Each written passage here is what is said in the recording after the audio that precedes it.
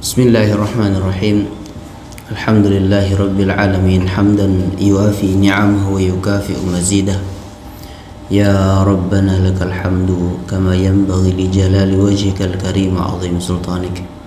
Allahumma salli wa sallim wa barik ala 'abdika wa rasulika Muhammadin nabiyil ummi wa ala alihi wa sahbihi ajma'in wa ba'd. Jamaah salat asar dan yang hadir di masjid dan juga kemungkinan ada yang online. Assalamualaikum warahmatullahi wabarakatuh. Tentu syukur kepada Allah Subhanahu wa taala yang terus-menerus kita wujudkan dalam bentuk peningkatan ibadah kita terlebih di Ramadan.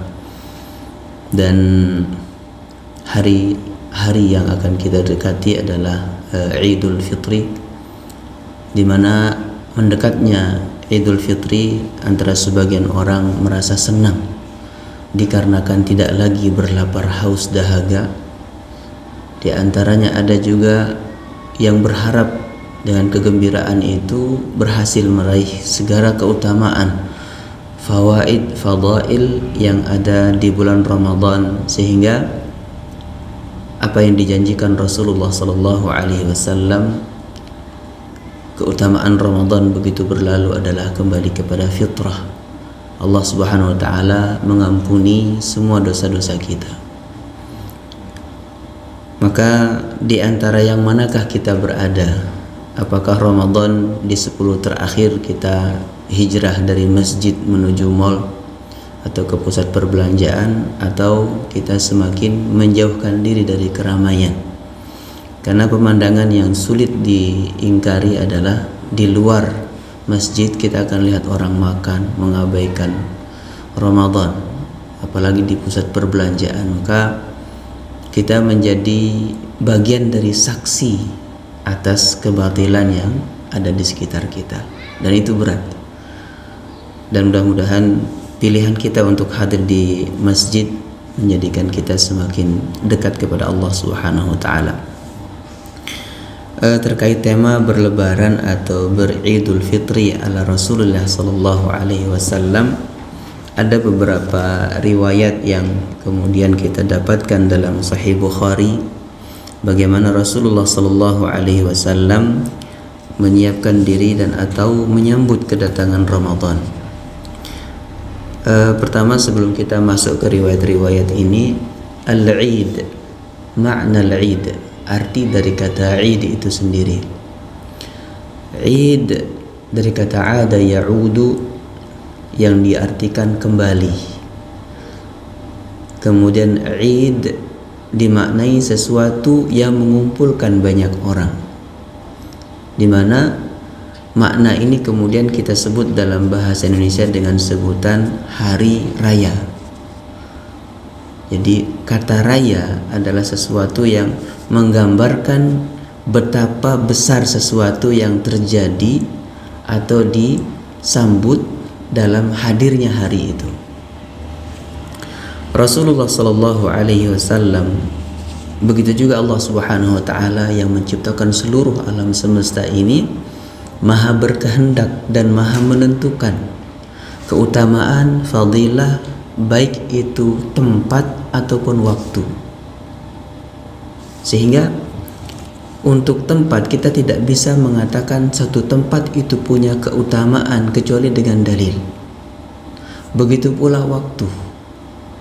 Kalau kita hitung dari ruang tempat, maka Rasulullah sallallahu alaihi wasallam menyebutkan Al-Ka'bah, Al-Haram Al-Makki atau wilayah tanah haram di Makkah itu memiliki keutamaan berlipat-lipat ibadah dibanding tempat lain. Ketika Rasulullah SAW menyebutkan as-salat fi masjidi hadha, jadi salat di masjidku ini, tafdulu ala salat fi ghairiha, fi makna qauli sallallahu alaihi wasallam, memiliki kelebihan daripada salat yang dilakukan di tempat lain itu 1000 kali lebih baik. Maka kemudian Rasulullah menyebutkan Masjidil Haram, kemudian Masjidil Aqsa, bahkan hadis yang sangat masyhur tapi masyhur juga terabaikan. Rasulullah menyebutkan la tushaddur rihal illa li thalathat masajid. Tidak ada orang bersusah payah, berlelah-lelah, berhak untuk mempersiapkan safar kecuali kepada tiga masjid. Al-Masjidil Haram, Masjid Nabawi, kemudian Al-Masjid Al-Aqsa. Ini untuk tempat. Kemudian untuk waktu pun demikian. Kapan detik dalam waktu 1 hari 1 malam itu menjadi mulia, maka harus kembali kepada dalil. Rasulullah menyebutkan as-sulusul akhir minal lail, sepertiga akhir dari malam. Di situ turunnya Allah Subhanahu wa taala, yang kemudian dibuka pintu pengampunan, pintu pengabulan kepada siapapun yang berdoa, beristighfar ataupun meminta kepada Allah Subhanahu wa taala. Maka waktu ini tidak akan tergantikan. Begitu juga misalnya dalam pekanan. Dalam pekanan Rasulullah SAW menyebutkan hari Jumat menjadi Sayyidul Ayyam. Di situ diciptakannya Nabi Adam, di situ diturunkannya Nabi Adam, di situ diciptakan langit dan bumi, dan di situ juga datangnya hari kiamat. Lalu untuk tempat yang secara umum mulia setelah tadi Makkah, Madinah, kemudian Al-Aqsa, maka disebut oleh Rasulullah SAW majtama'a qaumun fi baitin min buyutillah. Jadi Rasulullah SAW menyebut masjid, musalla yang di situ tempat didirikannya ibadah salat, itu disebut dengan fi baitin min buyutillah. Ada keutamaan. Momen lain Rasulullah SAW menyebutkan bahwa majlis ilmu adalah marta'. Ibaratnya kita kalau mampir di sebagian kiri atau kanan jalan, ada satu space yang indah, yang cenderung kita berhenti, kemudian kita turun foto. Rasulullah mengibaratkan keindahan, kenikmatan itu adalah sama dengan keindahan ketika kita duduk di majelis ilmu. Karena di majelis ilmu kita mengangkat kebodohan, kita mengenal Allah Subhanahu wa taala, mengenal Rasulullah SAW, dan mengenal syariat ini. Nah, menjadi kreasi yang sangat umum di kalangan masyarakat kita, menjadikan tempat-tempat tertentu menjadi punya nilai histori atau yang spesial dalam diri masing-masing orang karena kejadian atau momen yang pernah dilewati di tempat itu. Maka pilihannya dua, apakah itu momen taat atau itu momen maksiat? Ini terjadi di banyak tempat-tempat wisata. Kalau tempat muncul atau hadir ke tempat itu, melintas di sini dulu pernah melakukan apa, di sini dulu pernah berkenalan. Kalau kemudian di sebuah tempat kita mendapatkan hidayah, maka tempat itu yang menjadi tempat yang berhak untuk kita isti'ad, kembali mengingat bahwa kita pernah mendapatkan hidayah dan kebaikan di tempat itu. Maka Rasulullah SAW di saat sampai di satu saat di Madinah, Rasulullah SAW melihat penduduk Madinah itu bersenang-senang. Kemudian Rasulullah SAW bertanya, ini apa? Ini hari yang kami rayakan. Jadi wajar satu masyarakat merayakan sesuatu yang istimewa di hari-hari tertentu. Namun kemudian ketika Rasulullah SAW sebagai pengemban amanah syariat dari Allah Subhanahu wa taala sampai mengamati sebuah kebiasaan masyarakat pun butuh koreksi. Jadi Rasulullah SAW memperhatikan ini apa. Ketika mendapatkan jawaban hari ini adalah hari yang kami rayakan, kami bersenang-senang, maka Rasulullah SAW menyebutkan laqad abdalakum. Kalimat di sini mengganti abdal, Allah Subhanahu wa taala menggantikan untuk kalian dengan dua Eid, Idul Fitri dan Idul Adha.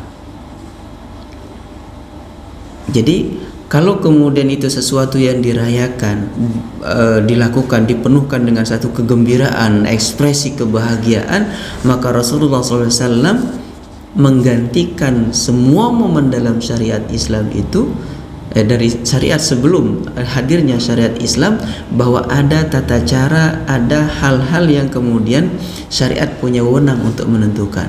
Laqad abdalakum 'idan bi'id 'idil fitr wal adha. Kemudian Rasulullah SAW juga menyebutkan inna likulli qaumin 'idan wa hadha 'iduna. Setiap kaum memiliki hari yang dia rayakan. Kaum di sini bisa kaum kufar, kaum munafiqun, kaum majus dan seterusnya. Inna likulli qaumin 'idan. Rasulullah memaklumi bahwa kaum-kaum tertentu dengan semua afiliasi atau magnet yang menyatukan sebuah komunitas, ketika mereka punya Id, Rasulullah pahamkan itu. Rasulullah SAW memahami bahwa ada setiap kaum itu memiliki Id, dan Rasulullah SAW kemudian mengatakan wa hadza iduna. Untuk kita yang mukmin, Idnya adalah ini. Jadi Idul Fitr. Sehingga dalam hal berhari raya atau berlebaran ala Rasulullah SAW, tidak ada jalan lain kecuali kita kembali kepada hadis Nabi SAW, petunjuk Rasulullah SAW.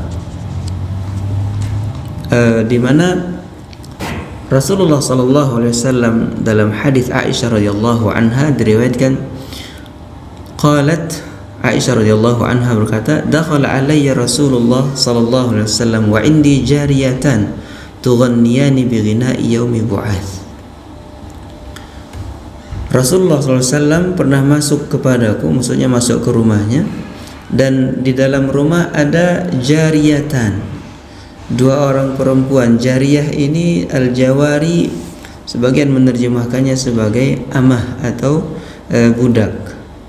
Ada juga yang menyebutkan bahwa ini dua orang ini adalah perempuan tapi masih kecil yang sedang bergembira melantunkan syair. Fattaja'a 'alal firash, Rasulullah SAW rebahan. Wa hawwala wajhah. Hawwala wajhah, enggak sampai ngelihat menikmati pemandangan, enggak. Dibiarkan.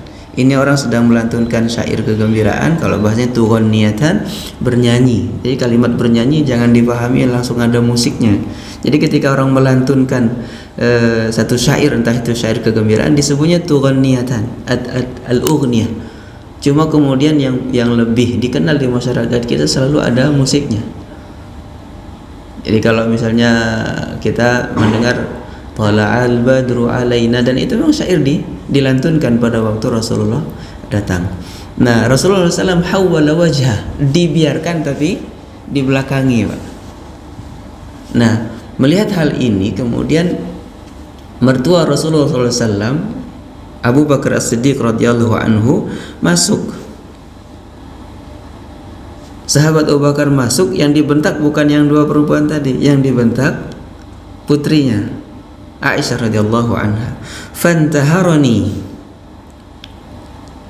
Ini dimarahi sama ayahnya, sementara suaminya sendiri membelakangi. Jadi sahabat Abu Bakar adalah mertua Rasulullah sallallahu alaihi wasallam. Wa qala, ini redaksi ada di Imam Bukhari, riwayat Imam Bukhari. Mizmaratus syaitani 'inda an-nabi. Ini kalimat pengingkaran. Seruling suara syaitan ada di rumah Nabi. Bagaimana seorang sahabat Abu Bakar ingin memuliakan supaya tidak sampai sesuatu yang batil bisa terjadi di dalam rumah Rasulullah sallallahu alaihi wasallam. Kemudian fa aqbala alaihi Rasulullah. Tadi kan Rasulullah membelakangi. Jadi begitu dengar ada sahabat Abu Bakar, akbal itu menghadapkan wajahnya atau mendekati atau mendatangi. Faqala, Rasulullah SAW bersabda, da'uhuma, biarin aja. Da'uhuma, dhamirnya ke perempuan dua tadi. Jadi sahabat Abu Bakar radhiyallahu anhu itu memarahi Aisyah radhiyallahu anha. Begitu mendengar ini, Rasulullah kemudian mengatakan kepada sahabat Abu Bakar, da'uhuma. Dhamirnya pakai dua, bukan da'aha. Jadi bukan kepada Aisyah, tapi da'huma. Ini menjadi hal yang tersambung bahwa yang diingkari oleh sahabat Abu Bakar adalah dua perempuan tadi yang menyanyi. Mizmaratus syaitan, suara indah merdu yang disebut sebagai seruling syaitan. Maka Rasulullah SAW kemudian mengatakan, da'huma, biarkan. Falamma ghafala ghamazathuma fakharajata. Falamma ghafala, ketika mengabaikan, maksudnya teralihkan perhatiannya. Siapa yang teralihkan perhatiannya di sini adalah ghafala Rasulullah SAW. Ketika Rasulullah SAW mengabaikan, maksudnya tidak lagi perhatiannya kepada perempuan tadi, ghamaztuhuma. Ini tadi yang meriwayatkan hadis siapa? Aisyah radhiyallahu anha. Ghamaztuhuma. Ghamaza ini kalau bahasa kita tuh ngasih isyarat. Ghamaza itu bahasa yang bentuknya isyarat yang bisa ditangkap maknanya. Contoh misalnya kita nyuruh orang diam, itu nyuruh diam. Nah, ghamaztuhuma fakharajata. Aisyah radhiyallahu anha memberikan isyarat kepada dua perempuan tadi, kemudian akhirnya keluar. Jadi ketika ini terjadi di rumah Rasulullah sallallahu alaihi wasallam. Rawahul Bukhari. Wa fi riwayatin ukhra, di dalam riwayat lain sahabat Abu Bakar radhiyallahu anhu ditegur oleh Rasulullah SAW, ya Abu Bakar, inna likulli qaumin 'idan wa hadha 'iduna. Wa fi riwayat Ahmad, dan riwayat Imam Ahmad, li ta'lamal yahud anna fi dinina fushah, inni ursiltu bi hanifiyatin samhah. Jadi dalam riwayat Imam Ahmad terkait hal ini, Rasulullah SAW kemudian menyebutkan li ta'lamal yahud, agar orang-orang Yahudi di sekitaran Madinah tahu juga bahwa fi dinina fushah, dalam ajaran syariat Islam ini ada ada nyantainya, ada relaksasinya, ada refreshnya. Fushah itu waktu, momen yang kita ambil, yang kita bahasakan rehat, enggak yang serius terus gitu. Fushah. Jadi kemudian Rasulullah SAW menyambung kalimat ini, inni ursiltu bihanifiyatin samhah, aku diutus oleh Allah Subhanahu wa taala dengan satu ajaran hanifiyah samhah, ajaran yang lurus dan tidak menyulitkan. Samhah ini tasamuh, yang sering kita populer bahasanya adalah tasamuh, saling maklumi atau tenggang rasa. Cuma dalam batasan syariat, tidak sampai tenggang rasa yang kemudian mencampurkan masalah akidah.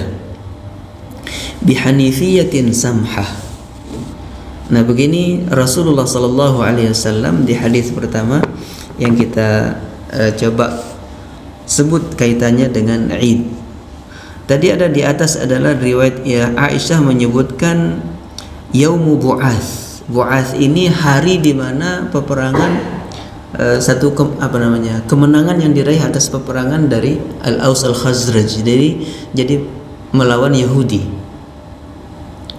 Jadi sesuatu yang dirayakan.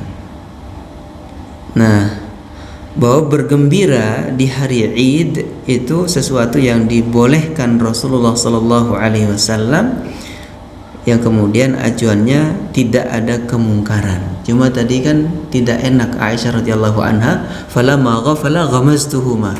Rasulullah teralih perhatiannya dan sahabat Abu Bakar suruh keluar. Yang dua tadi khawatir itu tidak berkenan kepada Rasulullah. Tapi tadi ada kalimat da'huma, biarkan. Ini permakluman. Jadi kalau misalnya Id kita ini anak-anak main game ya, bersenang-senang, maka itu sesuatu yang memang Rasulullah SAW izinkan dilakukan di hari Id. Kemudian Al-Imam Al-Baghawi mengatakan wa yaumu Bu'ats yaumun masyhur kana fihi maqtalatu 'azimatun lil Aus al-Khazraj. Jadi ini yang tadi saya sebut bahwa disebutkan Yaum Bu'ats tadi oleh Al-Hafidz Al-Baghawi, salah seorang ulama tafsir yang masyhur, itu hari kemenangan atas peperangan. Jadi kalau di kita apakah hari kemerdekaan itu? Tapi kalau dicari sejarah sebenarnya kan terjadi di bulan Ramadan dan tidak lepas dari jerih payah perjuangan para ulama untuk memproklamirkan kemerdekaan negeri ini pada masa itu. Dalam hadis Aisyah radhiyallahu anha juga disebutkan, wa kana yaumu 'id yal'abu Sudan bid-darq.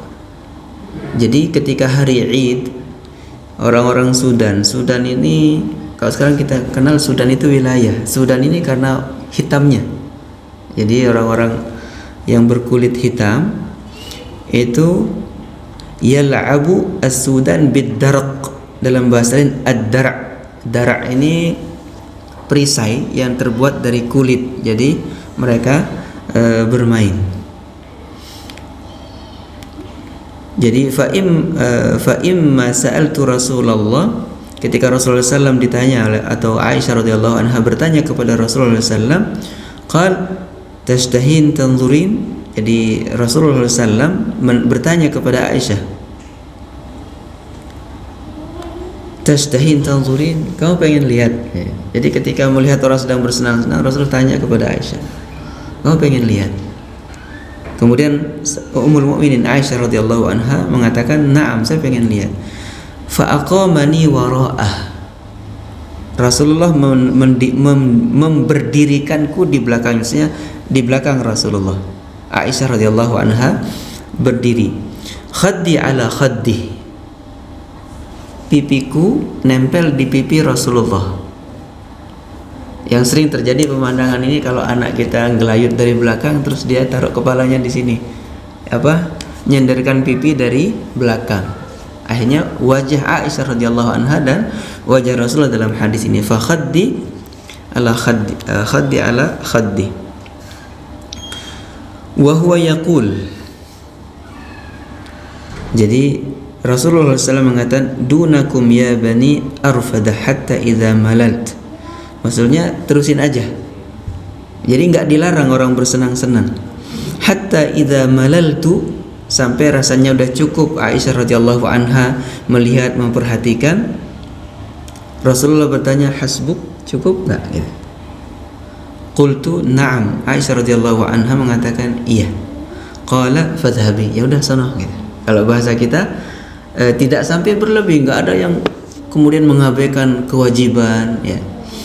Ini juga hadis di riwayat Imam Bukhari.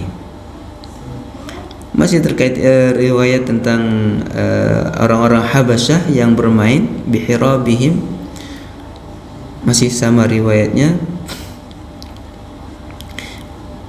Dari beberapa hadis ini ada kesimpulan yang dapat kita tarik bahwa bergembira di hari Id adalah sesuatu yang dibolehkan, diizinkan. Tapi Rasulullah SAW tidak menyuruh kamu harus main ini, nggak ada. Jadi masing-masing kaum punya cara untuk mengekspresikan kegembiraan selama kegembiraan itu bukan sesuatu yang melanggar syariat. Ini Idu Rasulullah SAW. Kemudian di antara yang membahas tentang Id adalah Ibnul Qayyim dalam kitab Zadul Ma'adnya, juga membahas tentang bagaimana sunnah-sunnah ketika hari Id.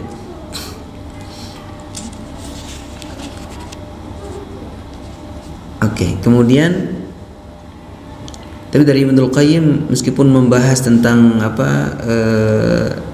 apa yang dilakukan Rasulullah SAW ketika Id, beliau juga menyimpulkan satu kalimat, walam yusallil Id fi masjidihi illa marratan wahidah asabahum matar. Ini kesimpulan yang kemudian mengantarkan kita tentang di mana salat Id dilakukan. Maka salat Id, Idul Fitr dan Idul Adha adalah pengganti dari semua Id di luar Islam. Jadi apa yang kemudian kita rayakan sebut anniversary 50 tahun pernikahan ya, hari ulang tahun, ketika kemudian itu dirayakan, sebenarnya kemuliaan itu kalau dikatakan nilai ibadah, sulit kita cari nilai ibadahnya dari mana. Nah, kalau kemudian orang mengkhususkan momen-momen tertentu untuk melakukan taqarrub kepada Allah, apakah dilarang? Contoh misalnya di hari pernikahan, 25 tahun pernikahan, dilihat anak-anaknya sudah kuliah, anak-anaknya soleh solehah, kemudian wujud syukurnya ingin bersedekah, ingin idkhal surur, memasukkan rasa gembira kepada orang-orang yang lemah, maka wallahu alam, kalau itu tidak kemudian melanggar syariat, tidak ada fujur yang dilakukan, sesuatu yang mubah. Ya, misalnya mengumpulkan tetangga untuk bersyukur, bersedekah, ya, berterima kasih atas selama ini menjadi tetangga yang baik. Kalau kita cari dari hadis-hadis umum, jatuhnya hal itu mubah. Tapi ketika muncul sebagai satu syariat yang rutin dilakukan, harus tata caranya begini, muncul jadi syariat baru, itu yang tidak diperbolehkan. Jadi Id makna dasarnya adalah sesuatu yang dirayakan kembali dia setiap kurun waktu tertentu. Id. Orang menyebutnya belakangan dengan sebutan haul. Sementara istilah haul dalam syariat itu yang kita dapati, wallahu alam, dengan keterbatasan apa yang saya ketahui, haul itu kita muncul akrab di momen untuk bayar zakat mal. Setelah nisab dan haul. Haul hala alaihi haul, maksudnya berjalan waktu genap 1 tahun yang kemudian kembali diwajibkan untuk dikeluarkan zakat dari sebuah kumpulan harta yang mencapai nisab. Sementara istilah haul di masyarakat kita adalah ulang tahun wafat, gitu ya. Ini wallahu alam. Kalau kemudian muncul di situ hal-hal yang bertentangan dari syariat, maka menjadi kewajiban kita untuk tidak melakukan atau meninggalkannya. Ini kreasi yang tadi saya sebut, kreasi umat ini menjadikan tempat-tempat tertentu menjadi istimewa. Yang membuat dia istimewa sebenarnya anggapan kita. Maka dalam Al-Quran disebut in huwa il asma'un sammaitumuha antum wa aba'ukum. Sesembahan, tempat yang dimuliakan itu kan tidak lebih dari sesuatu yang kalian sepakati lalu dianggap mulia. Jadi in hiya illa asma'un sammaitumuha antum wa aba'ukum. Jadi sammaitumuha, Allah Subhanahu wa taala menyebutkan di surat Al-A'raf misalnya, ketika Nabi diutus oleh Allah Subhanahu wa taala kepada kaumnya, qalu, ini kaumnya berjawab, qalu ajitana lina'budallaha wahdahu wa nadhara ma kana ya'budu aba'una. Wahai Nabi, kedatangan kamu ini datang untuk kami hanya menyembah Allah sematakah, lalu kami mengabaikan apa yang disembah oleh orang tua kami? Ya. Jadi ada sesuatu ini di surat Al-A'raf ayat 70. Qalu ajitana lina'budallaha wahdah. Apakah kedatanganmu ini untuk agar kami menyembah kepada Allah semata? Wa nadhara ma kana ya'budu aba'una, dan kami abaikan apa yang disembah oleh orang tua kami atau kakek nenek moyang kami. Fa'tina bima ta'iduna in kunta minas sadiqin. Jadi ini argumen orang yang menolak kebenaran pada zaman dulu juga hari ini. Nah, di ayat 71-nya, qala qad waqa'a 'alaikum mir rabbikum rijsum wa ghadab. Allah murka dengan hal seperti ini. Dulu kaum-kaum sebelumnya sudah pernah dihabisi Allah Subhanahu wa taala dengan azab. Kalimatnya atujadilunani, apakah kalian mendebatku fi asma'in sammaitumuha. Asma ini nama. Apakah kalian mendebat atau berjidal dengan asma sammaitumuha antum wa aba'ukum, dengan nama-nama yang kalian buat sendiri, begitu juga ada kalian warisi nama-nama kemuliaan itu dibuat dari sebelumnya oleh kakek nenek moyang kalian. Ma nazzalallahu biha min sultan, Allah enggak pernah ajarin gitu. Ini tadi saya sebut kreasi. Fantaziru, maka ya udah tunggu aja azab Allah. Jadi kuat sekali bahwa ketika sesuatu yang kita lakukan hendaknya bersumber dan berdasar kepada kebenaran hadis Rasulullah SAW, begitu juga Al-Quran. Fantaziru inni ma'akum minal muntazirin. Ya, setelah dijelaskan kebenaran itu, para nabi hanya bertugas untuk disampaikan saja. Semua kita yang belajar, semua para narasumber yang menyampaikan, tujuan hanya menjelaskan. Yang selalu kita dengar cenderung di subuh dekat kedua adalah lasta alaihim bimusaitir. Kamu wahai Muhammad tidak punya kewajiban menguasai orang-orang ini, memaksa mereka beriman. Balagh kalimatnya, atau kemudian di ayat lain innama ala rasulinal balagh, yang menjadi tugas kepada rasul kami adalah menyampaikan. Maka tata cara kita merayakan Idul Fitri atau Idul Adha, kalau ternyata yang kita warisi itu tidak berdasar kepada tuntunan Rasulullah SAW, maka mari kita rubah, lalu kita kembalikan kepada tuntunan yang sebenarnya. Nah, adapun bikin kue, kemudian kue lebaran, yaitu hal yang menjadi bagian dari ekspresi atau ekspresi terhadap kegembiraan di satu kaum tertentu yang satu sama lain, selama itu tidak merubah atau menjerumuskan pada kemungkaran yang diingkari oleh syariat, maka hal yang boleh.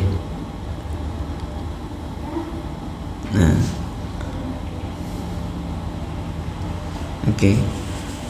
Ini yang menjadi penting tentang Id. Jadi Id itu hari bergembira. Lalu bagaimana berlebaran? Kalau berlebaran ini kan kompleks sebenarnya. Terus pakai baju baru, bepergian mudik, banyak kaitannya, Pak. Ini yang mau dibahas yang mana? Kalau mudik diambilkan dalilnya dari ijlal wa ta'zim atau ihtiram zawi syaibah. Jadi memuliakan orang tua, pulang, lebih kepada birrul walidain. Tapi kalau kemudian esensi dari lebaran itu adalah pulang dengan kendaraan yang berganti, hadiah lebaran tadi, kalau enggak ada amplop untuk apa istilahnya? Saya nggak mau sebut istilah pakai bahasa sono itu. Hadiah lebaran lah. Terkadang kan kita akhirnya terpaksa itu memberi atau tidak memberi menjadi acuan. Kalau kita tidak mau memberi, hanya kita tidak silaturahim. Padahal yang dianjurkan adalah silaturahimnya. Nah, kalau kemudian lebaran atau bersilaturahim itu ada nilai yang kemudian satu sama lain saling menyombongkan, itu juga tidak bisa dipungkiri, Pak. Boleh dicari keluarga ngumpul di kampung, yang paling didengar adalah yang paling kaya, yang paling minder adalah yang paling tidak punya. Kesetaraan itu menjadi hilang. Sementara Id, Rasulullah SAW ingin menghadirkan kegembiraan itu dengan porsi yang sama kepada setiap umatnya. Sehingga yang nanti sunnahnya kita mengeluarkan zakat fitrah itu sebenarnya ketika pagi hari, yang agar tidak satupun orang sedih di pagi hari Id. Paling afdal mengeluarkan zakat fitrah itu sebelum berangkat ke Id, ke sholat. Ini kondisi pada zaman Rasulullah, sehingga jangan sampai ada rumah-rumah atau kaum muslimin yang hari itu tidak makan, bersedih melihat orang lain bergembira, kemudian mereka tidak punya. Adapun tata kelola yang sekarang dibuat bisa masuk pada wilayah penyesuaian dengan zaman yang ada sekarang. Maka silaturahim tadi. Nah, kita ingin kembali ke sholatnya ya.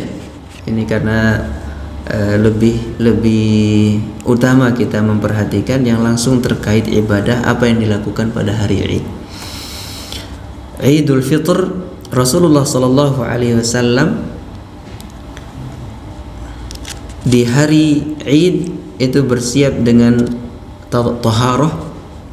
Cuma tentang taharah di sini Al-Imam Ibnul Qayyim justru mengisyaratkan hadis yang menjelaskan benar-benar Rasulullah bertaharah mandi itu enggak didapati ada yang sahih. Tapi berhias, tatayyub, pakai itar, itu sesuatu yang disunahkan, iya. Cuma beliau mengisyaratkan bahasanya bahwa hadisnya tidak sampai ada yang benar-benar nas sahih Rasulullah mandi. Kita mau cari di hadis Aisyah radhiyallahu anha atau istri-istri beliau, ilmu saya yang belum nyampe ke situ. Jadi di antara yang kemudian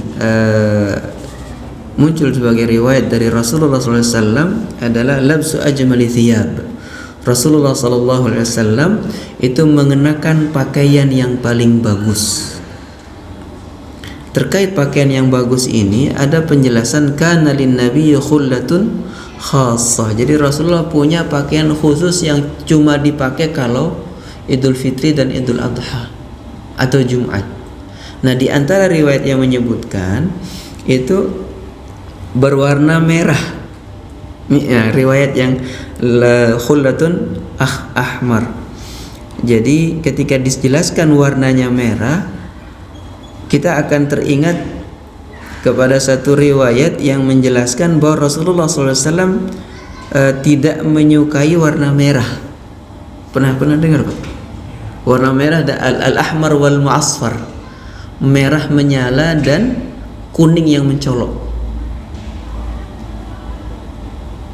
Nah, ternyata dalam keterangannya bahwa khullah ini warna khas, di situ ada strip atau garis merah, dan itu imamah dari Yaman. Jadi rajutan Yaman yang dipakai Rasulullah, warna dominannya bukan merah, tapi ada garis merah. Kalau sorban sekarang itu biasanya ada stripnya. Nah, penyebutan ahmar itu karena ada tanda untuk memudahkan mengenali ini yang sering dipakai Rasulullah, bukan merah semua. Jadi bahasa hadis terkadang kalau kita salah paham, Rasulullah pakai di hari Idul Fitri justru merah, kita akan temukan kok bertentangan gitu dengan Rasulullah tidak menyukai warna merah.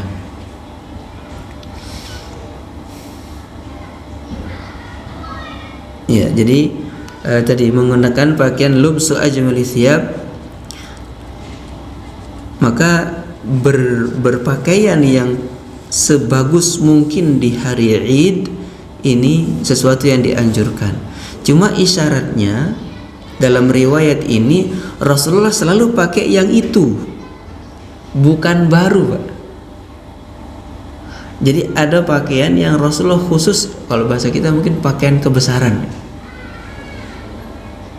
dan itu nggak ganti. Makanya diriwayatkan dari berkali-kali Rasulullah salat Id ini dipakai selalu di hari Id, Idul Fitri, Idul Adha atau Jum'ah. Pakaian kebesaran. Ini menunjukkan ada pemuliaan dari sisi berpakaian dan berhias di hari Id dengan itar atau minyak wangi.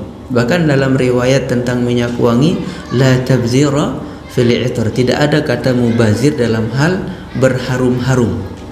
Jadi kalau ada yang beli parfum 100 mili itu harga jutaan, tidak disebut mubazir.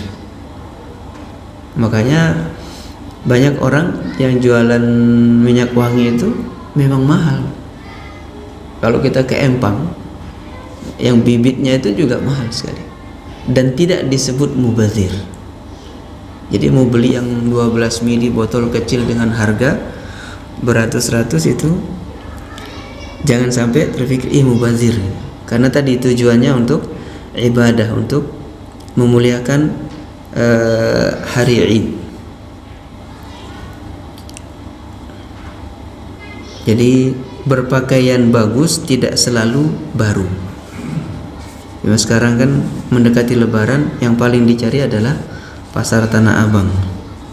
Orang iktikaf, kemarin saya dikasih tahu Tanah Abang, jangan ke Tanah Abang, pasar Anyar aja udah kayak lautan manusia, kata istri waktu cari bahan untuk buka puasa. Jadi ini kondisi Id yang berubah sebenarnya. Jadi berhias itu boleh, tapi tidak selalu harus baru dan memaksakan.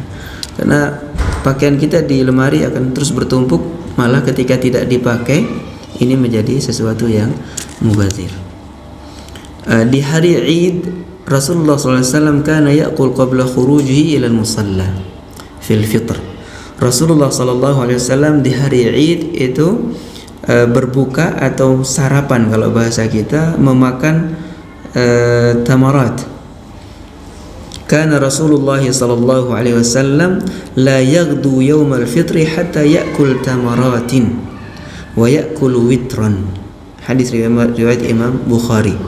Rasulullah SAW tidak berangkat ke salat Idul Fitri kecuali setelah memakan kurma, setelah sarapan dengan kurma. Wa ya'kuluhunna witran, dan Rasulullah SAW memakan kurma itu dengan jumlah witir, ganjil. Dalam riwayat Imam Tirmidzi dijelaskan, kana Nabi sallallahu alaihi wasallam, Rasulullah sallallahu alaihi wasallam la yakhruju yaumal fitr hatta yat'am. Rasulullah tidak keluar untuk salat Idul Fitri sampai dia makan. Wa yauman nahar, dan di hari Idul Adha la ya'kul hatta yarji'. Tidak makan kecuali setelah pulang dari salat Id. Fa ya'kulu min nasikatihi.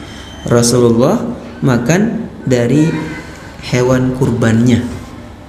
Kebayang Pak berapa cepat itu hewan kurban itu setelah sholat Id dipotong langsung bisa dikonsumsi. Ini langka, pernah ada yang melakukan ini ya Pak? Idul Adha selesai sholat potong, kemudian itu juga jadi sarapannya. Belum pernah. Kita mau ngimami salat Idul Adha, begitu pulang nunggu jatuh sapi aja itu udah lapar. Dan di riwayat tentang Idul Adha, Rasulullah langsung menyembelih di lapangan tempat sholat. Nanti ada beberapa hikmah yang kemudian disebut kenapa salat Idul Fitri dan Idul Adha itu dibuat meriah sehingga menjadi syiar. Tadi di riwayat Imam Tirmidzi. Ini tentang makan atau tidak makan sebelum atau sesudah sholat Id. Yang tadi kalau sholat Idul Fitri usahakan sarapan terlebih dahulu, menandakan bahwa kita sudah fitr. Fitr itu kan selain dia punya kata fitrah, maka fitr itu artinya berbuka, makanya kita sering sebut iftar, makan artinya. Nah, menandakan hari Id itu tidak lagi puasa. Di riwayat lain mengatakan yaumu ta'amikum wa syarabikum. Hari Idul Fitri adalah hari kalian makan dan minum. Berdasarkan riwayat itu dijadikan bahwa hari haram berpuasa adalah hari Idul Fitri dan Idul Adha. Karena yaumu ta'am, yaumu aklin wa syurbin, hari makan dan minum. Nah, simbol kebahagiaan, senang-senang itu dulu adalah makan dan minum. Makanya menjamu orang dengan makan dan minum di momen bahagia.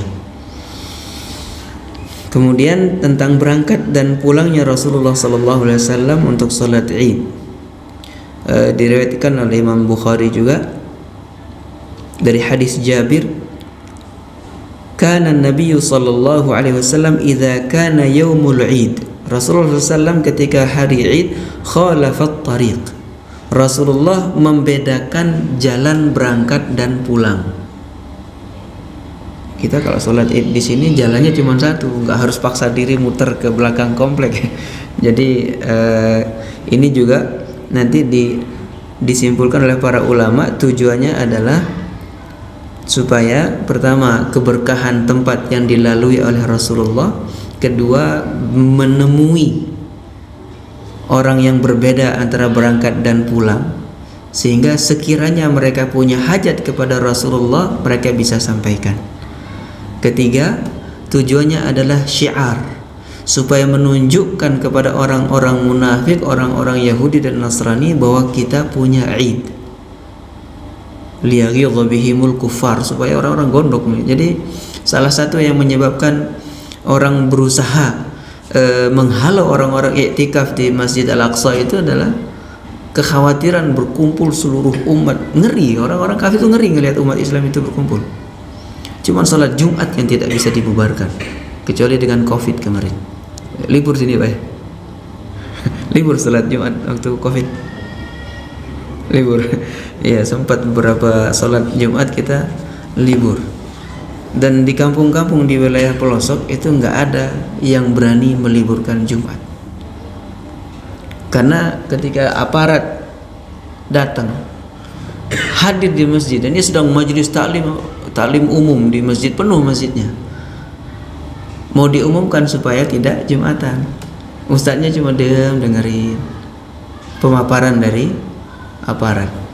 Begitu selesai diambil mic, jamaah salat Jumat apakah kita libur? Satu masjid bilang angkat tangan jihad, diam semua. Itu di kampung. Ada lagi yang sampai datangi oleh semua aparat, saya nyebut aparat, semua petugasnya waktu itu datang, yang berbaju warna ini warna itu datang. Disarankanlah sama yang didatangi ini, karena dikira beliaulah yang memprovokasi orang untuk tetap sholat Jumat. Dia bilang, bukan saya nyuruh orang-orang datang ke masjid, katanya. Kalau mau larang Pak, jam 11, setengah 11 berdiri di gerbang masjid. Nanti kalau ada yang sepuh bawa tongkat mau sholat Jumat, bapak pukul pakai tongkat. Insya Allah kita libur Jumatan. Itu ngajak perang. Jadi mengerikan. Jadi salah satu izzah Islam itu ada pada tajammu', pada berkumpulnya umat Islam. Beberapa momen umat Islam ini berkumpul dari zaman Rasulullah SAW adalah salat Id, Idul Adha, Idul Fitr, khusuf, istisqa, kemudian yang paling besar adalah haji. Baru-baru ini kan ada kelakar atau banyolan dari orang seberang yang ingin menguasai Mekah dan Madinah kan. Dapat Pak? Iya. Itu ingin merebut Mekah dan Madinah. La haula wala quwwata illa billah. Dipikir Allah Subhanahu wa taala akan membiarkan. Ya hasbunallah. Sehingga al-Id tadi salah satunya sebab Rasulullah SAW, ini hikmah yang ditarik oleh para ulama, kenapa Rasulullah khalafat tariq dalam hadis Bukhari, berbeda berangkat dan pulangnya, supaya menemui atau mendapatkan kesempatan, memberikan kesempatan orang-orang yang berbeda posisi rumahnya untuk bertemu dengan Rasulullah SAW. Yang tadi terakhir saya sebut, salah satunya adalah untuk liyaghidha bihimul kuffar, orang-orang yang benci Islam semakin gondok. Ini tentang berangkatnya. Lalu ketika Id, wallahu alam, ini pemandangan yang sesekali masih kita temukan di masyarakat. Berangkat ke lapangan, orang gelar sajadah terus sholat 2 rakaat. Pernah ada yang nemukan? Nah, untuk sholat Id dalam hadis riwayat Imam Muslim ini dari sahabat Jabir radhiyallahu anhu, qala shallaitu ma'a Rasulillah sallallahu alaihi wasallam al-Idain ghaira marrah wala marratain bi ghairi adzanin wala iqamah. Aku salat bersama Rasulullah SAW bukan sekali dua tapi berkali-kali, dan itu salatnya bi ghairi adzanin wala iqamah. Pertama tidak ada azan dan iqamah. Kemudian Rasulullah SAW juga dijelaskan datang ke lapangan itu membawa apa namanya, bahasa hadisnya anazah. Anazah itu tongkat kecil. Kalau sekarang sudah berubah menjadi itu tuh yang di belakang itu sutra. Dulu ini bentuknya bukan begini Pak. Dari hadis Ibnu Umar yang paling teliti bagaimana Rasulullah sampai tempat tempat pipisnya Rasulullah diikuti. Di sini saking ingin mengikuti Rasulullah, sahabat Ibnu Umar radhiyallahu anhu. Itu menyebutkan apa? Bahwa beliau memilih untuk membawakan tempat wudhu Rasulullah dan anazah. Anazah itu tongkat kayu seukuran sehasta. Setelah Rasulullah SAW qada hajat kemudian bertaharah, itu dijadikan ditancap untuk yusalli ilaih.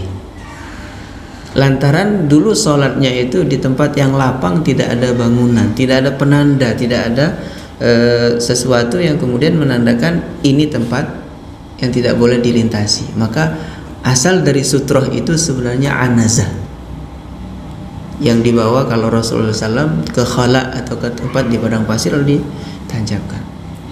Ya kalau kita sekarang naruh HP begitu sujud muncul cemas di sini, HP-nya masih atau enggak? Ya apa tas gitu kan? Beberapa video yang viral kemudian tas ditaruh di depan saf itu hilang. Ini jadi anazah dibawa oleh Rasulullah untuk sebagai penanda.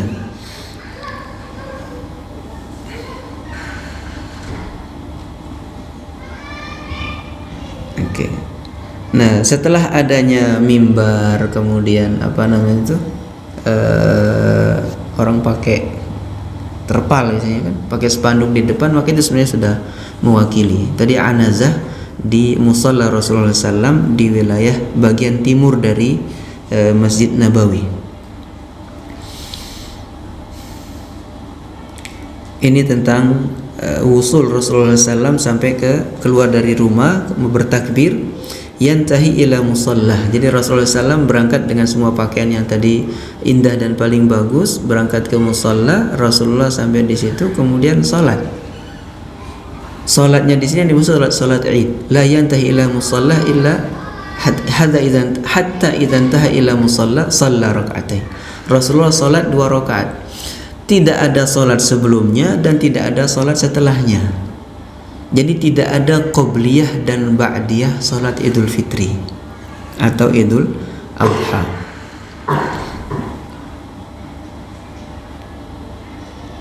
Terus kalau orang sholat apa dalilnya?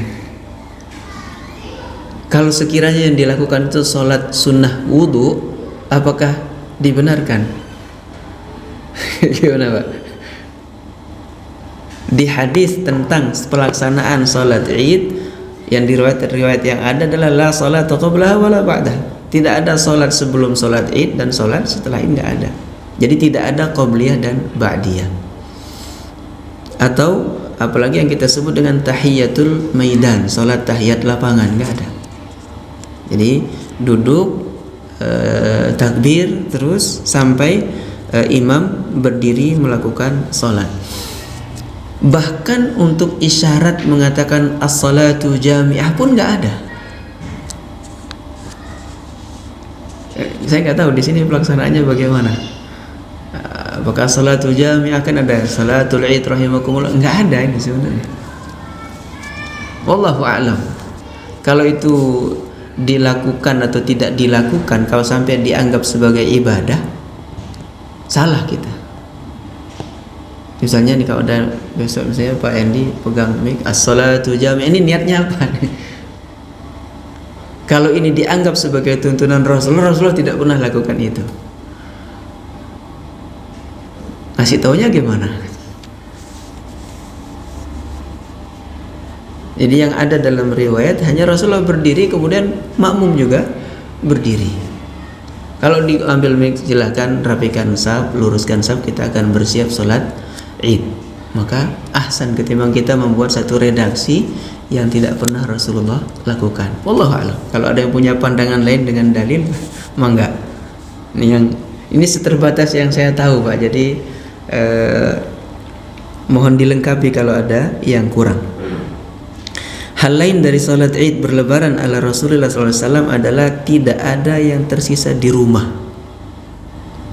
Semua disuruh berangkat untuk hadir di salat Id, hadir menyaksikan al-Id.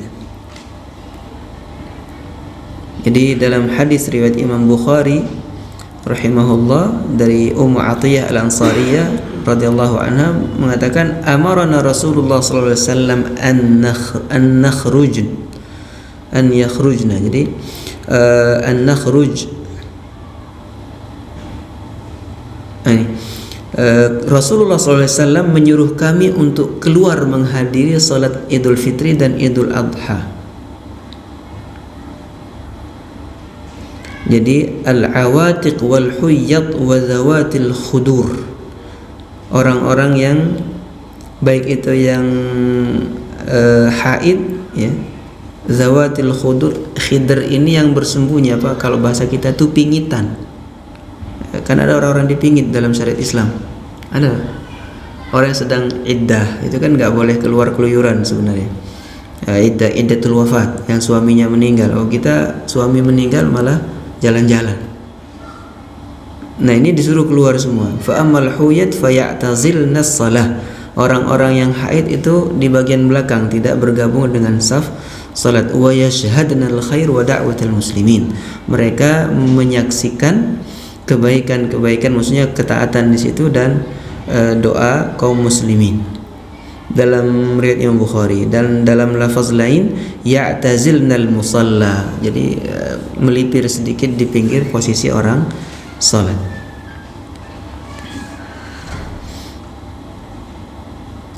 Dalam keterangan Al-Imam Ibnu Taimiyah, inna salatal mu'minat fil buyut, salatnya perempuan muslimah itu afdalnya di rumah.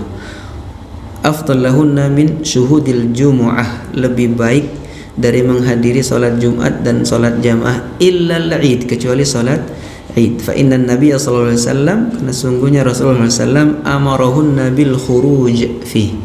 Ini lantaran Rasulullah sallallahu alaihi wasallam menyuruh mereka untuk keluar menghadiri salat Id. Nah, adapun kalimat yang ucapan kita, sebelum ke ucapan, perbedaan antara pelaksanaan salat Idul Fitri dan Idul Adha, yang dianjurkan adalah ta'khiru salat Idul Fitr, mengundur sedikit pelaksanaan salat Id, jadi agak siang kalau salat Idul Fitri. Sedangkan Idul Adha itu disegerakan.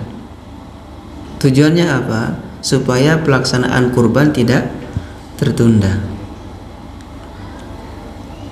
Nah, ketika melakukan salat, dalam hadis-hadis yang menjelaskan tentang tata laksana salat, Rasulullah SAW diriwayatkan seperti yang sudah kita lakukan bersama, maklum, itu takbir di rakaat pertama itu 7 kali, kemudian takbir di rakaat kedua 5 kali. Nah, menjadi pertanyaan, adakah riwayat yang menjelaskan bacaan antar takbir? Tidak ada bacaan yang Rasulullah jelaskan apa yang dibaca antara takbir. Cuma ada asar dari sahabat Ibnu Mas'ud radhiyallahu anhu, yahmadullah yusni alaihi wa shalla 'alan nabi. Jadi hanya ada riwayat asar dari Ibnu Mas'ud radhiyallahu anhu bahwa antara takbir itu membaca tahmid dan tsana, jadi memuji Allah Subhanahu wa taala. Sebagian ulama di antaranya yang kita dapatkan misalnya di kitab-kitab klasik, kitab-kitab kuning, kalau kita nyebut kitab kuning di pesantrenan ya, itu di antaranya di kitab fikih yang mazhab Syafi'iyah, yang dibaca adalah subhanallah walhamdulillah wala ilaha illallah wallahu akbar. Kalaupun kemudian bersolawat ataupun diam, itu tidak apa-apa. Jadi karena secara nas sharih apa yang harus dibaca antar takbir itu enggak ada keterangan. Ini kalau ada zikir yang kita baca, maka ini ke riwayat Ibnu Mas'ud yang yahmadullah yusni alaihi wa shalla 'alan nabi. Jadi bertahmid, bertasbih dan salawat kepada Nabi. Dari asar Ibnu Umar radhiyallahu anhu, yarfa'u yadayhi 'inda kulli takbir, mengangkat tangan di setiap kali takbir. Karena kalau kita bahas dari sisi fikih mazhab al-arba'ah atau lebih, mazhab 4 atau lainnya, lebihnya, maka kita akan temukan ternyata baik takbir di salat Id atau takbir salat jenazah, sebagian tidak mengangkat tangan, hanya takbiratul ihram aja, Allahu akbar, sisanya Allahu akbar, Allahu akbar. Jadi kalau ada yang tidak mengangkat tangan di saat takbir di Idul Fitri atau Idul Adha, juga itu tidak keliru. Karena ada yang menjelaskan atau menyebut bahwa takbirnya yang menjadi sunnah, bukan angkat tangannya. Nah, ini kalau kita ingin ikuti sahabat Ibnu Umar yang meriwayatkan yarfa'u yadayhi 'inda kulli takbir, mengangkat tangan di setiap takbir. Kemudian ucapan di saat hari Id datang, apakah Rasulullah SAW mengajarkan ucapan tertentu? Ya. Cuma as-salafus salih dan termasuk para sahabat itu saling mendoakan, yang kalimatnya taqabbalallahu minkum, taqabbalallahu minna wa minkum, saling mendoakan supaya diterima. Hanya saja kalimat ini tidak terkhusus untuk salat Id. Kita selesai sholat atau orang pulang melakukan umroh, orang membayar zakat, kita doakan taqabbalallahu minkum. itu juga doa ya. Jadi saling mendoakan untuk agar diterima amal soleh yang kita lakukan di bulan Ramadan. Tapi yang langsung dari Rasulullah, wallahu alam, saya sendiri nggak tahu. Yang saya temukan penjelasan itu para sahabat atau salafus soleh yang saling mendoakan. Sehingga kalau sekarang orang bikin video ucapan, nah itu bahasa hari ini. Kemudian kalimat minal aidin wal faizin itu di Indonesia. Wallahu alam, di luar apakah ada, saya nggak tahu. Kalau mau diterjemahkan minal aidin wal faizin, aid itu bentuk pelaku dari kata id. Tadi kan id dari kata aidin itu kembali artinya. Faizin dari kata fauz, faza fauzan azima, sukses, berhasil. Itu kata faizin orangnya, minal aidin wal faizin. Cuman kan nggak ada keterangan aidin kembali dari mana, faizin sukses dari apa. Lalu pengucapannya sudah mengindonesia Pak, sehingga esensi doanya hilang. Ini mohon maaf kalau ada yang nggak setuju. Minal aidin wal faizin, saya nggak tahu artinya. Aidin itu ini jamak dari kata tangan. Yad, yadan, aid. Baina aidina, aidin itu tangan. Kalau dibaca minal aidin wal faizin, hilang kalimat doa. Akhirnya menjadi satu budaya. Bukan kalau saya bilang budaya, karena kita tidak mendasarkan itu kepada sesuatu yang syar'i. Kalimat itu. Kalau mau pakai doa, taqabbalallahu minna minkum. Atau misalnya mohon doakan istiqomah. Kemarin kita baca Quran, sholat berjamaah, lebaran kan, saling doakan, mohon doakan supaya istiqomah setelah Ramadan. Ya. Jadi kalau taqabbalallahu minna wa minkum shalihal a'mal, kullu 'am wa antum bi khair, itu kalimat ucapan saling mendoakan. Tapi apakah itu dari hadis? Wallahu a'lam. Itu hanya diriwayatkan oleh para salafus saleh, saling mendoakan. Ada, cuma tidak sampai kemudian menjadi sunnah yang menjadi keharusan untuk kita tiru. Ya. Wallahu a'lam. Ini semua yang terbatas yang mampu saya sampaikan. Mohon jika ada referensi yang lebih lengkap lagi, kita sharing ilmu insyaallah. Saya kira pemaparan sebagai mukaddimah untuk menyegarkan ingatan kita kepada tuntunan Rasulullah SAW dan bisa menghindari hal-hal yang tidak syar'i. Ada hal lain, misalnya mumpung saya ingat, di lebaran ini kadang kita bablas tuh sama sepupu salaman, cupika-cupiki, itu kan melanggar lebaran. Sama ipar itu kan disebut kematian sama Rasulullah. Alhamu al-maut, ipar itu kematian. Yang dimaksud adalah fitnah antara kita dengan ipar itu jauh lebih dahsyat dari kematian kalau dalam rumah tangga. Jadi wallahu alam, ini diantara hal-hal yang ternyata sadar maupun tidak kita belajar untuk menjauh. Ya, anak saya yang 9 tahun tuh nanya, "Bah, boleh nggak salaman sama?" Enggak. Yang boleh siapa aja? Jelasin surat An-Nisa. Ini yang boleh. Tapi disalamin. Kamu sekarang masih kecil, belum haid, masih bocah. Nah, sekarang yang sudah balik usia SMP. Ini kan menjadi kewajiban kita para ayah yang punya anak perempuan, Pak. Sama sepupu. Ya mau nggak mau, Quran bilang itu bukan mahram. Wallahu a'lam. Baik, maka kalau ada tambahan atau pertanyaan mudah-mudahan saya bisa jawab. Tafadhol.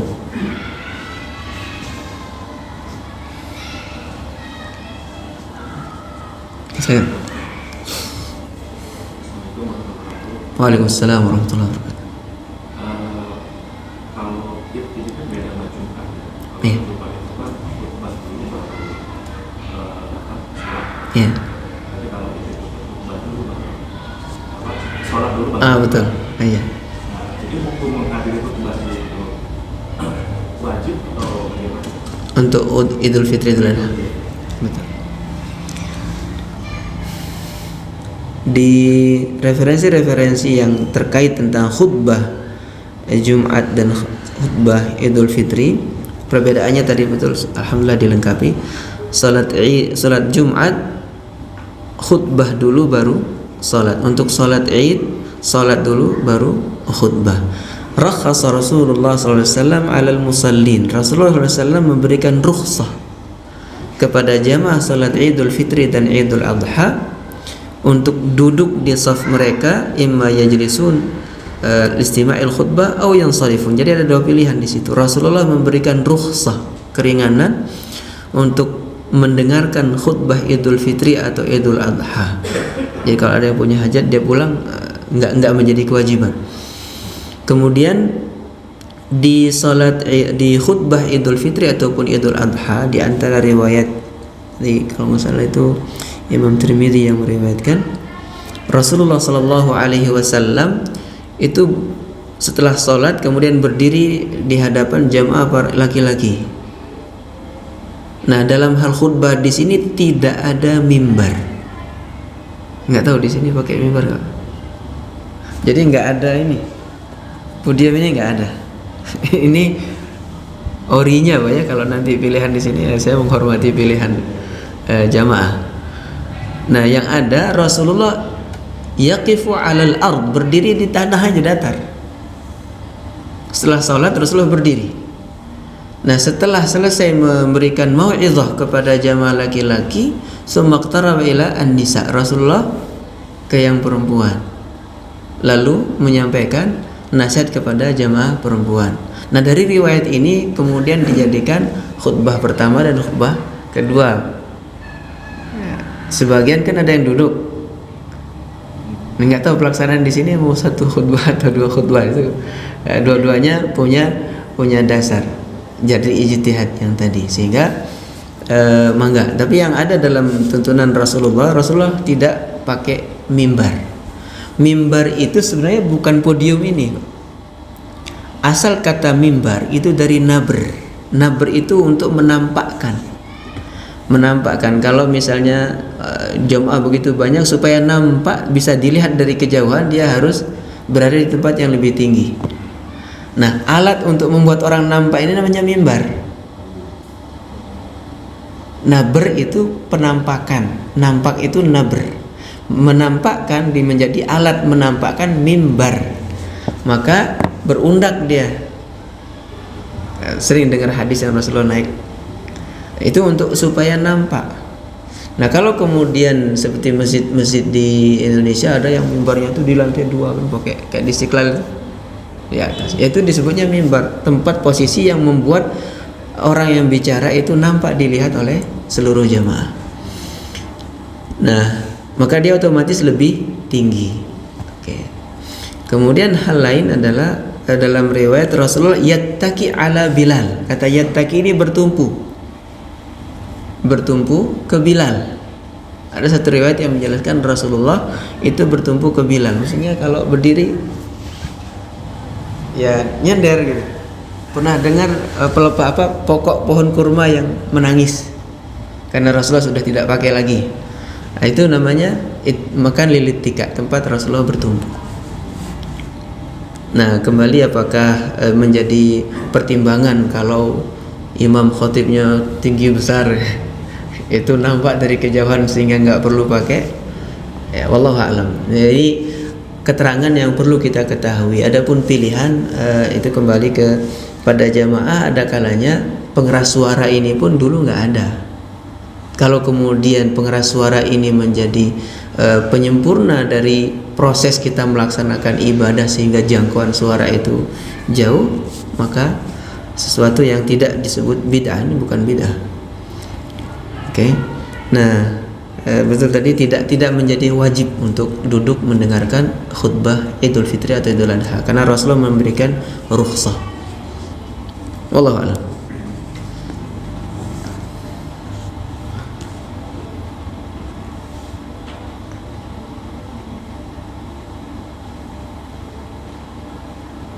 Jadi kalau ritual yang lainnya kalau tidak ada dasar, ya kalau kegembiraan ya mangga. Tadi jangan sampai ada yang melanggar tata cara syariat.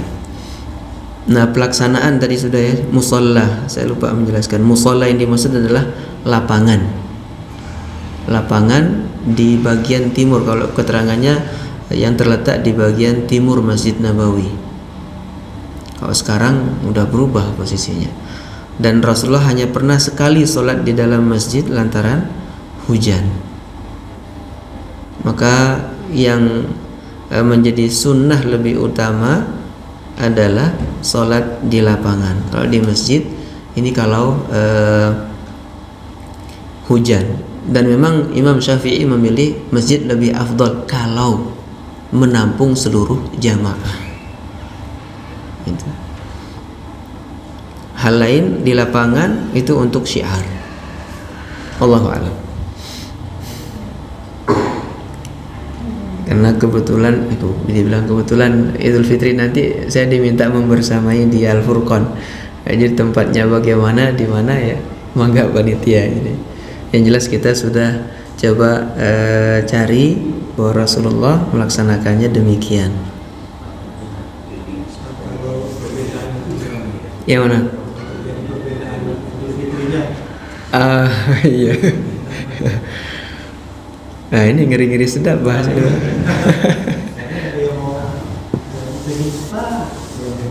Iya. Bismillah, wallahu alam. Kalau tujuannya ingin lebih cepat jadi keliru nanti. Jadi kalau redaksinya ingin lebih cepat, karena lebih cepat lebih baik nggak dipakai kalau sholat id. Acuannya adalah tetap sumu li ru'yatihi wa aftiru li ru'yatihi. Laksanakan Ramadan itu untuk puasa Ramadan dengan acuan hilal, wa aftiru, dan beridul fitrilah li ru'yatihi karena melihat hilal Syawal. Nah, titik permulaan dari perbedaan yang ada adalah di terlihat tidaknya hilal. Terlihat tidaknya hilal ini saya kira udah viral ya. Penyebabnya belakangan kan, yang menjadi tema belakangan sekitar 2 atau 3 tahun terakhir adalah perubahan standar penentuan tanggal awal bulan. Yang tadinya disepakati 2 derajat itu sudah masuk bulan berikut, karena 2 derajat pun antara mungkin terlihat dan mungkin tidak terlihat. Nah, ketika ini kemudian diganti menjadi harus terlihat di 6 derajat, kalau saya tidak keliru mengingat, tolong diingatkan. Itu kesepakatan dari Kementerian Agama beberapa negara Asia Tenggara, yang untuk terlihat jatuhnya itu di 6 derajat, sementara 6 derajat itu sudah tanggal 2. Itu permasalahannya, Pak. Dan hitungan yang Idul Fitri kali ini itu di tanggal 21 itu sudah masuk bulan Syawal. Itu dari sisi hitungan hisab. Wallahu alam. Apakah kalau pertanyaan mana yang lebih afdol? Nggak ada yang lebih afdol. Yang afdol itu yang sholat di tanggal 1 Syawal.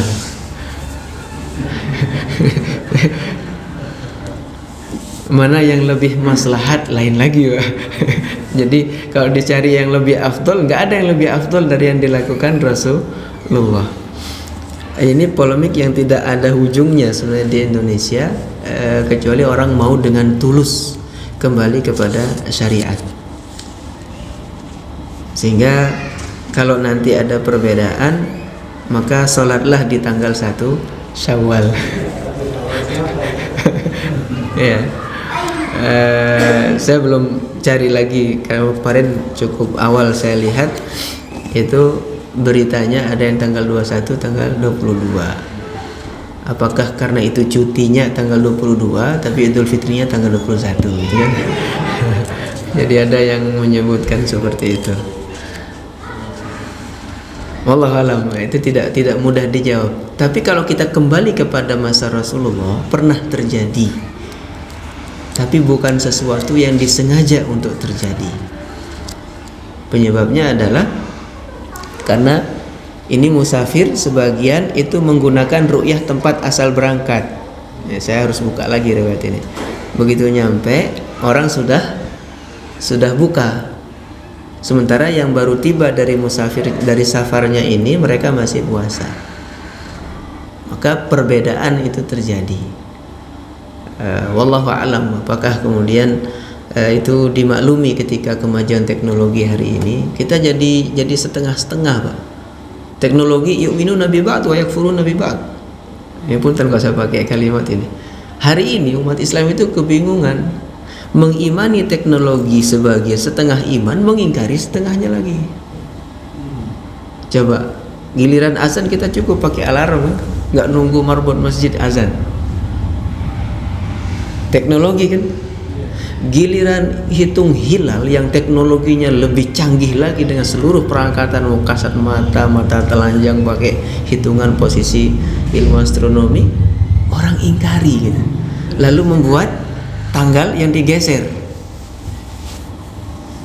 Punten, kalau kita ambil surat At-Taubah, Allah SWT menyebutkan perangai sikap pilihan orang-orang jahiliyah pada masa itu mengundur. Ini bulan haram. Jadi salah satu motif perang zaman dulu itu adalah pengen cari makan. Kalau butuhnya perang, ini udah menipis nih persediaan pangan, perang. Kan ada ghanimah. Nah, begitu masuk bulan haram, ini udah menipis nih. Ini bulan haram, nggak boleh perang. Udah kita geser bulan haramnya ke bulan depan. Ini yang Allah bahas, innaman nasi'u ziyadatun fil kufr. Sesungguhnya mengundur bulan haram ke bulan lain itu adalah kafir yang double. Ziyadatun fil kufr.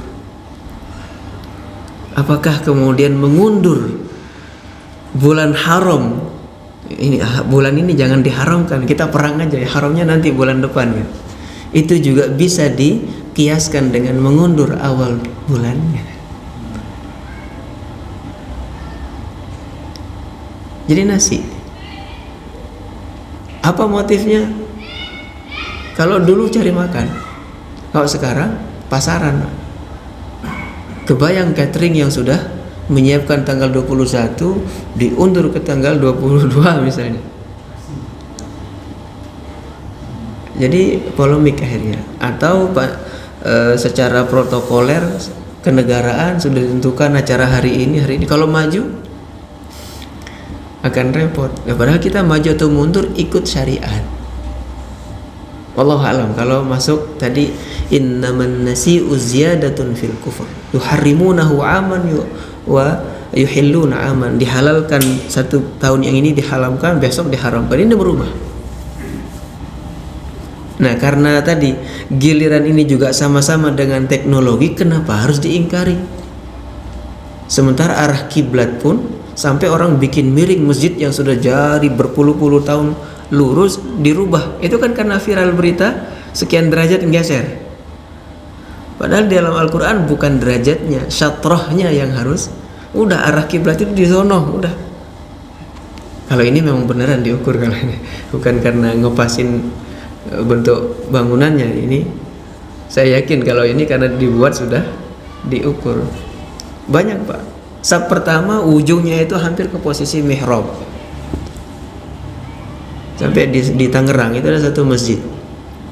Itu 3 kali berubah. Awal saya kenal masjid itu lurus sesuai tembok arah kiblat. Ganti kepengurusan, geser miring kiri. Periode berikutnya geser miring kanan. Ini real. Sampai salah satu sepupu yang tinggal di situ nanya, gimana sih sebenarnya ini nih ayatnya nih, syatrah, arahnya saja. Ternyata sekarang balik lagi ke sesuai arah tembok. Jadi kiblat yang galau. Nah, yang galau itu umatnya yang galau. Dirubah-rubah. Karena tadi teknologi ini Allah juga yang hadirkan, tapi kenapa diyakini dipakai untuk ibadah sebagiannya, diingkari sebagiannya? Kalau ada ormas yang kemudian pakai hisab juga tidak meninggalkan ru'yah, dia jadikan ru'yat itu pendukung untuk hisab, hisab menguatkan ru'yat dengan semua. Coba temui orang-orang ahlinya itu, mereka juga pakai teknologi dan ilmu. Entah apa hajat yang kemudian memaksakan negara-negara itu menyepakati derajat hilal yang lebih tinggi untuk memutuskan 1 bulan sudah masuk. itu masuk istihad atau gimana? Wallahu a'lam. Ijtihad juga tapi dengan motif yang kita tidak tahu. Tidak bisa menghukumi, cuma kita hanya melihat seperti hal digesernya bulan haram dulu pada zaman Rasulullah yang Al-Quran di surat At-Taubah menyebutkan tadi innaman nasi'u ziyadatun fil kufr. Jadi kalau mau dilihat itu di surat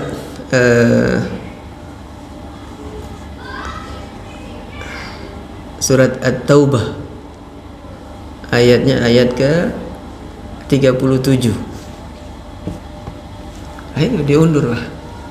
Jangan sampai surat Jumat diundur hari Sabtu.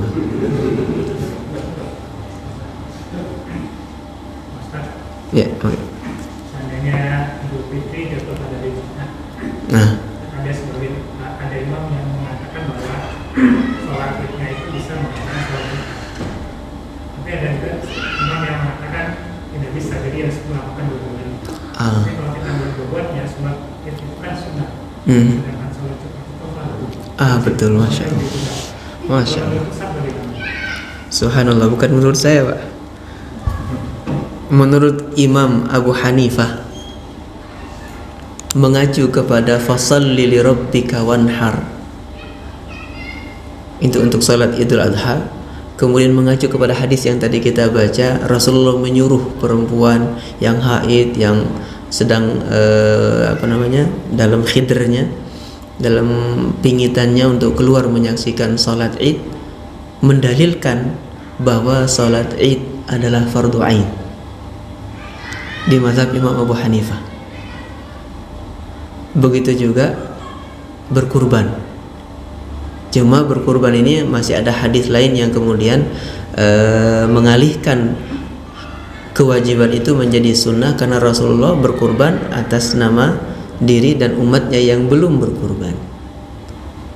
Maka salat Id ketika bertepatan dengan hari Jumat, betul ada riwayat dari asar para sahabat bahwa salat Idul Fitri, Idul Adha jika bersamaan dengan salat Jumat itu mencukupi. Dia jatuhnya rukhsah, diberikan keringanan untuk tidak melakukan salat Jumat. Nah, di antara penyebab yang kemudian diidentifikasi oleh para ulama adalah karena dulu salat Idnya itu terpusat. Lalu orang dari lembah, dari gunung itu harus berjalan jauh di pagi hari. Ketika mereka selesai sholat Id pagi kemudian kembali ke rumah, belum nyampe rumah sudah harus balik lagi untuk sholat Jumat. Ini diantara hikmah yang ditarik dari kesimpulan tadi. Kemudian ada kesamaan Idnya, bahwa Jumat adalah Id pekanan, sedangkan Idul Fitri, Idul Adha adalah Id tahunan. Maka ketika dirayakannya dengan ngumpul salat, melakukan ibadah yang sama-sama kepada Allah Subhanahu wa taala, ada riwayat yang menjelaskan bahwa rukhsah untuk meninggalkan salat Jumat. Hanya saja bagaimana dengan pihak masjid? Kalau sekarang kan orang mau kemana, sejam dari sini ke Cikampek nyampe, mau ke Cirebon yang dulu 6 jam sekarang 3 jam udah nyampe. Jadi tidak menjadi sesuatu yang memberatkan untuk bolak-balik ke Masjid Al-Furqan, balik ke kompleks sebelah, nanti Jumatan balik lagi. Tapi rukhsah itu tidak kemudian terhapus dengan adanya kendaraan, dengan semua jalan sudah dipapin blok, di aspal, enggak. Jadi tetap dua pilihan itu ada.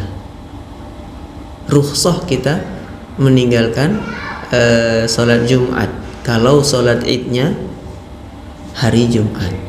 Cuma sholat Id yang mana nih? Sholat Idul Fitri yang hari pertama itu hari Jumat atau hari kedua yang Jumat? Gitu. Alhamdulillah. Itu tanggal berapa aja? Siap. Alhamdulillah. Udah di-share, maksudnya dilakukan Al-Furqan? Belum tentu. Iya, seperti Idul Kurban tahun kemarin, Pak. Saya diminta di Cibubur itu. Ternyata satu komplek 2 Id. Diulang tanggal 10 kan? Idul Adhanya tanggal berapa? Tanggal 10. Yang satu pakai 10 Zulhijjah, yang satu pakai 10 Juli. Itu tahun kemarin kan Idul Adha kita? Tanggal 10 Zulhijjah, Idul Adha, 10 Juli Zulhijjah. Tanggal berapa? Tanggal 10. Ini jadi apa? Sholat Idnya Jumat kalau itu 1 Syawal, maka diperbolehkan meninggalkan salat Jumat. Tapi bagaimana dengan pihak masjid? Maka di antara ijtihad para ulama, untuk para penanggung jawab masjid tetap berkewajiban mengadakan salat Jumat. Tujuannya apa? Untuk salat Jumatnya orang-orang yang tidak menghadiri salat Id. Jadi yang boleh meninggalkan salat Jumat itu yang salat Id. Ini lebaran nggak ke lapangan, Jumat ogah gitu. Emang nggak niat salat atau salat nggak niat? Jadi wallahu alam, yang dimaksud diberikan rukhsah itu yang menghadiri salat Id. Jadi lebaran hari ini saya nggak bisa ke lapangan, Jumat kan boleh ninggalin. Ini nyari yang paling mudah dan memilih-milih syariat. Wallahu alam. Jadi tetap boleh Pak meninggalkan salat Jumat di hari Idul Fitri, Idul Adha. Cuma perkara tadi tanggal 1 Syawalnya siapa itu yang saya nggak tahu. Wallahu a'lam. Mungkin ada yang menambahkan tentang Id. Silakan. Kalau lafaz takbir. Ya. Lafaz takbir ketika takbiran itu ya maksudnya. Jadi takbir dengan takbiran. Keterangan tentang salat Id bahwa Rasulullah SAW memulai takbir itu ketika berangkat ke lapangan Idul Fitri. Saya nggak tahu ada riwayat yang takbiran dari malam. Wallahu a'lam. Ini malam takbiran. Ya, saya belum tahu, belum ketemu hadisnya. Tapi riwayat dari pilihan-pilihan imam mazhab, iya. Ini sifatnya ijtihad. Jadi yang saya tahu seterbatas itu. Nah, kalau mau didalilkan kemana? Walitukmilul iddata walitukabbirullah. Genapkan jumlah hari berpuasa dan bertakbirlah. Nah, bertakbirnya di sini kan begitu kita buka puasa hari terakhir Ramadan, sudah genap jumlah puasa kita. Perintahnya takbir. Walitukabbirullah ala ma hadakum. Tapi takbir di situ bukan karena selesainya puasa, tapi ala ma hadakum, atas hidayah yang kita peroleh. Juklak juknisnya wallahu a'lam, ini yang seterbatas yang saya tahu. Rasulullah memulai takbir itu ketika berangkat menuju lapangan musalla, dan terhenti takbirnya ketika memulai salat. Wallahu a'lam. Kalau ada yang punya referensi Pak, saya dikasih tahu. Karena hitungan awal bulan kan kita berbeda dengan yang tahun Masehi. Kita kan awal bulan pas Tenggelamnya. awalnya itu udah masuk hari tanggal 1. Betul. Itu kan takbir lah. Iya. Itu berkurang. Jadi apa yang Bapak sampaikan benar secara logika. Tapi praktek Rasulullah nggak takbiran dari malam gitu. Nah, sehingga yang bertakbir begitu maghrib itu sifatnya ijtihad, Pak. Ijtihad. Lantarannya tadi walitukmilul iddah, untuk melengkapi menggenapkan jumlah bulan Ramadan. Walitukabbirullah, umum memang. Tidak ada larangan. Cuma yang Rasul lakukan di sini sesuatu yang menyebabkan para ulama kemudian berijtihad. La ba'sa an yukabbir min masa yaumil Id. Jadi begitu tenggelam matahari hari terakhir kita berbuka puasa, maka sudah masuk 1 Syawal kan hitungan kalender. Betul. Nah, riwayat yang Rasulullah kemudian bertakbir malam hari, saya nggak tahu Pak. Kalau ada mah nggak. Cuma saya tidak tutupi juga bahwa di kitab-kitab fikih mazhab yang ada di antara para ulama adalah membolehkan takbir dari malam hari. Gitu. Nah, adapun redaksi yang pernah ada dalam hadis itu Allahu akbar, la ilaha illallah, wallahu akbar walillahil hamd. Takbirnya 2 kali. Nah, yang meniga kalikan juga saya temukan di penjelasan a'immatul madzahib. Meniga kalikan juga tidak apa-apa. Jadi dipandang tidak apa-apa. kalikan. Toh itu juga takbir. Nah ini masalah tadi mau pegang yang jumlah ini jangan kekeh. Jadi yang 3 kalikan dia juga masih berzikir, yang memegang cukup 2 kali juga berpegang pada riwayat. Yang menambahkan itu kan Itu ada zikir itu. Sedekah ada itu ada. Memang ada kalau itu. Wallahu alam kalau kemudian yang ini yang referensi yang saya dapat, hatta khutbah pun ternyata yang diriwayatkan itu karena yabtadi'ul khutbah bilhamdulillah. Jadi tahmid dulu. Sementara khutbah-khutbah yang dipraktekkan itu takbir lebih dulu. 6 kali. Allahu akbar, Allahu akbar, Allahu akbar. Wallahu alam, saya menemukan Rasulullah memulai dengan tahmid. Coba lihat khutbah haji wada misalnya, selalu hamadallahu asna alaih. Jadi Rasulullah memulai dengan tahmid, memuji Allah, baru menyampaikan apa yang disampaikan. Sehingga awal khutbah yang sering kita dengar innal hamdalillah nahmadu, itu nas dari Rasulullah. Namanya khutbatul hajah. Jadi khutbah Rasulullah ketika ingin menyampaikan sesuatu, ternyata itu memang redaksi dari Rasulullah. Innal hamdalillah nahmaduhu wa nasta'inuhu wa nastaghfiruhu wa na'udzubihi. Itu ada redaksinya. Jadi takbir Allahu akbar, Allahu akbar, Allahu akbar, Allahu akbar, la ilaha illallah, Allahu akbar, Allahu akbar walillahil hamd. Dan di sini kan zikir. Ya. Wallahu alam. Kita malah lupa berangkat dari rumah itu ngobrolin hal-hal lain bukan takbir. Dan Rasulullah mengeraskan suaranya sambil berjalan. Allahu akbar, la ilaha illallah, Allahu akbar. Jadi sambil berangkat itu Rasulullah yarfa' sautahu, mengangkat atau meninggikan suaranya. Wallahu alam. Jadi bangga kalau karena ini bahasanya luas, kita tidak bisa hanya ini, enggak.